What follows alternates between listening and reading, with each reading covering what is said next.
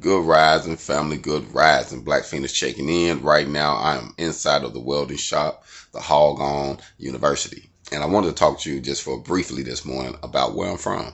I was born in Little Rock, and I was raised in Southeast Arkansas, Reed, and Arkansas City, and Mcgehee.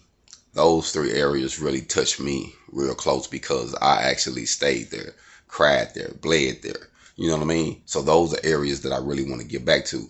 And I know that it's going to just take me starting out. Eventually, once I get the ball rolling, I know it's going to be some more people that's going to jump on and we can really, really help our community. I want to help them. I want to educate them. I want to give them some knowledge. I want to give them some more social development skills. I want to be able to help them think outside of the box, turn a trade into a business. And I know I can't do it by myself, but I want to start by getting my hog on first. And for those who want to get their hog on with me, you know the number, you know the website. hogonwelding.com. The Gmail is hogonwelding@gmail.com. So if you feel like you want to be a part of the movement, actions speak louder than words. I'm not knocking anyone to want to help build up the people, but actions speak louder than words. I'm not with the talking.